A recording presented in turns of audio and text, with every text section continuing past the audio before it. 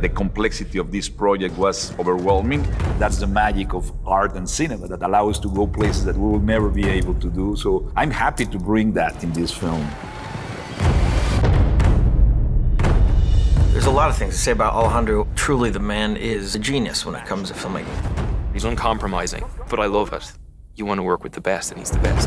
There's very few filmmakers out there that I believe can accomplish films like this on an epic scale.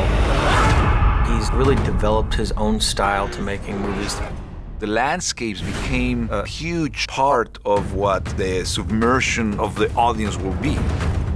So I knew that I need very special landscapes, very remote, untouched, that doesn't look like you have seen in other films.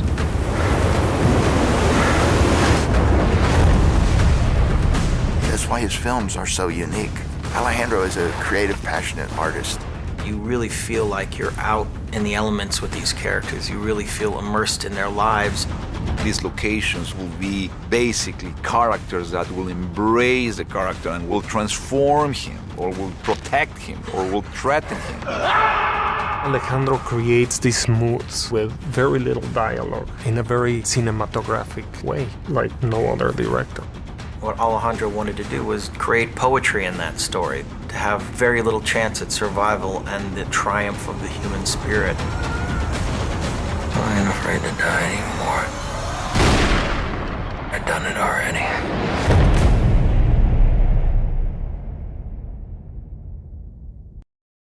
I think that this is, there's different levels, but in the surface you can see a story of survival. It's an adventure of survival. Resilience, endurance, revenge in some level.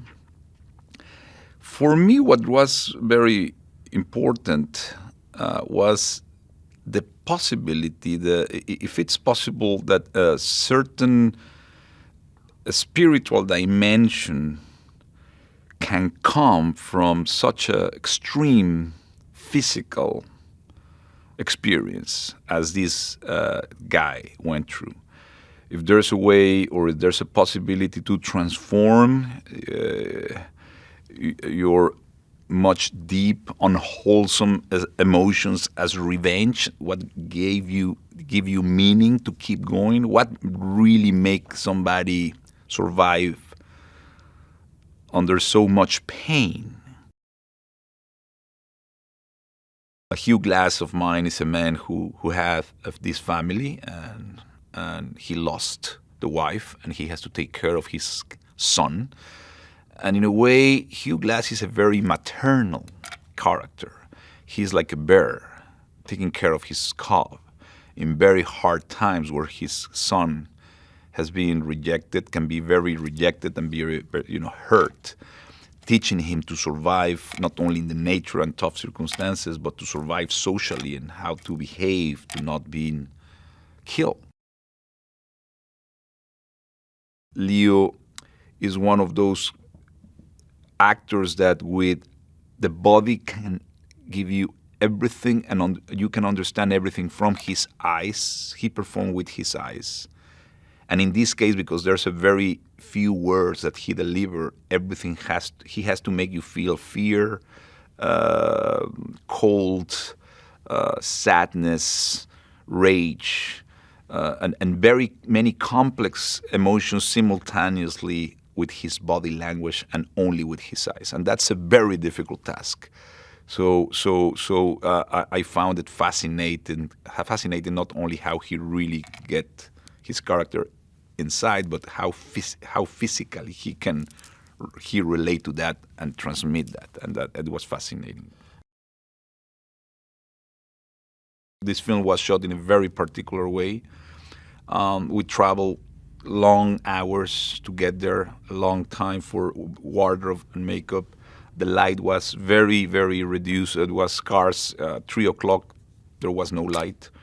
So we have windows of 1 hour and a half to shoot very complex scenes with hundreds of extras or very difficult, intimate emotions in a very small amount window of light and time with very extreme weather conditions. And the way I approached this was with long takes, not many cuts, a very precise choreography, design months in advance, rehearse. So it was like a theater play that suddenly we knew that we have used 1 or 2 times to really do it live, and it will be forever. And so that combination of extreme preparation, and all of us subordinate to that, but at the same time to have just 1 or 2 chances to really perform that forever. Fitzgerald, it's a very practical man. It's pragmatism with legs, which in that time was very needed.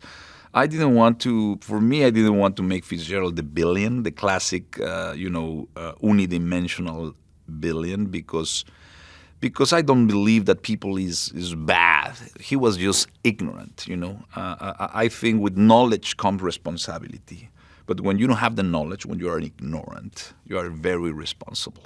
As many xenophobic people are out there saying and doing things and creating a lot of pain by ignorance. And he's a man of his times. The worst thing you can do is to judge people and to judge, those kind of times without knowing the context and the circumstances. This guy is a victim of his own culture, of his own nurturing culture that teach him that slavery was right and that the Indians and Native Americans were dangerous and wrong and different.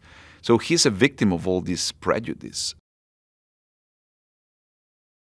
Tom Hardy, I think he has this very strong physical appearance, very attractive, very manhood, which it was needed for this character. But at the same time, I know Tom has this incredible complexity as a human being, a very beautiful, lightful soul inside that is soft and fragile and sweet. And in the carcass, he's strong and sometimes inaccessible in the surface. So these characteristics, in a way, is the way I wanted and I imagined Fitzgerald, that it's built this around him because the insecurities, not because he is like that. Cinema is light, and light not reveal things. Light is a revelation itself. And what I'm saying with this is that the light, the complexity of the natural light, all the reflections of all the colors that are around you, like yellow grass or green leaves and blue sky or a black rock or a little, the clouds in the water, in the river, and all those colors they are so complex in the skin of somebody that when you put the artificial out, everything just gets flat and it's just one, it's white, and that's it.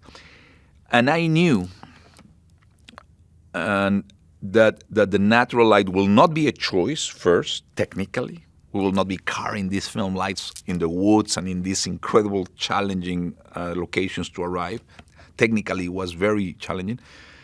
But what we will get by shooting just natural light will be the most close things that you can get to a 19th century painting, So the only thing that we have seen about that world where photography didn't exist in the early 19th century is these beautiful paintings that we have seen of those landscapes, which has that light. And if Birdman was more music and jazz, this film has to do more with dreams and painting. And that's the way I conceive it, and that's the way I see this film. And I think natural light is what it gave you. It gave you a dream sense of being alive. Domhnall, fantastic actor. It was perfect for the role. I think his physicality, he's sophisticated. He plays the role of a guy that is the guy who is commanding the fort, son of a richest man, a little bit more educated, who is out of his, like a fish out of water.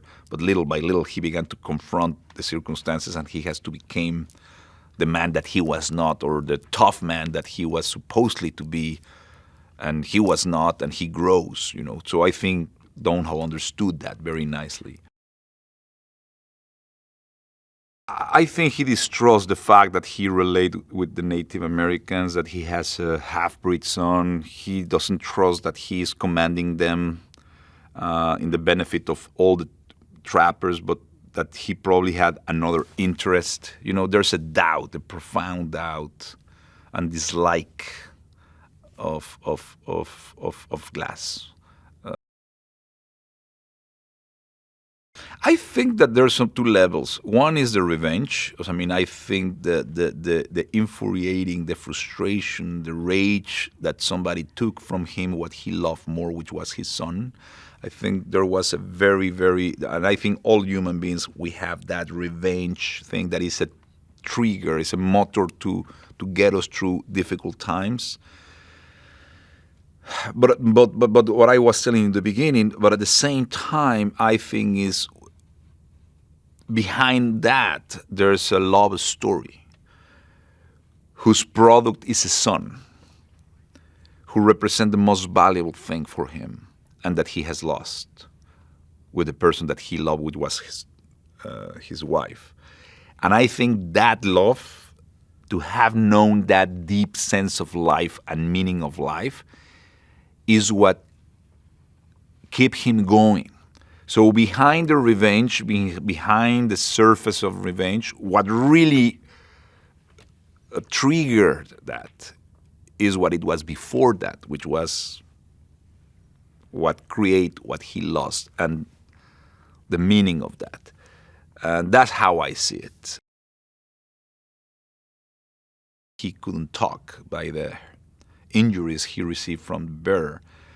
I couldn't express a lot through Leonardo DiCaprio boy's character. So a lot of things audience has to go through who he is, what he thinks, what he feels, who he was, through those images that in a way conform this spiritual dimension as we all have, through the way we think interiorly. And represented in images, I think, is a beautiful way to use what cinema is for, you know. Did you know that in The Revenant, Leonardo DiCaprio, a convinced vegetarian, was so in character he ate real raw meat in a scene depicting Glass surviving off a wild bison's liver? Yeah. Click here for more videos. See you soon. Bye.